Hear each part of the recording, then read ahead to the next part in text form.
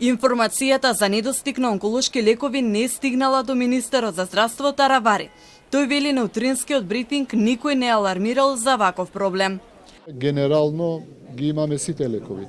И за инзулин имаше 2 дена немаше недостасуваше, меѓутоа веднаш потпишавме анекс со компанијата која што снабдува, така да сега во моментот ја колку што знам, ако има нешто ново од утрово што ја не сум информиран, во брифингот наутро со тимот имаме секој утро во 9 брифинг со Министерството за здравство, немаше ваков проблем, не се каже.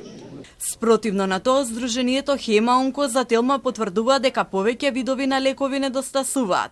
Тие апелираат до надлежните итно да го решат проблемот со јавните набавки, за да не се дозволи нов вакуум период без неопходната терапија.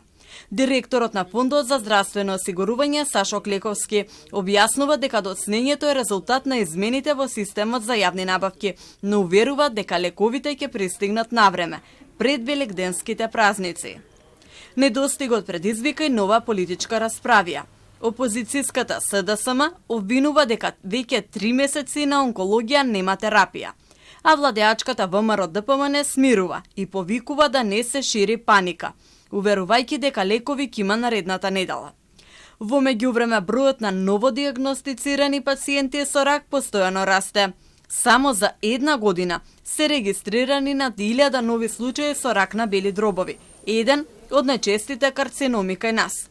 Голем број на фактори влијаат за да се појават болестите и тука, за жал, докторите малку може да направат, многу повеќе може да направат политиките на државата, да се работи на намалување на загадениот воздух, да се работи на намалување на бројот на пушачи, да се подобрат условите на работа. Пациентите со канцер често се соочуваат со недостиг на терапија. Криза со лекови имаше на почетокот на годината. И Сдруженијата, и надлежните, како дел од долгорочно решение го гледат во споставувањето Национален регистар на онколошки пациенти. Тој би овозможил точен увид во бројот на заболени и подобро планирање на набавките, за пациентите никогаш да не останат без терапија.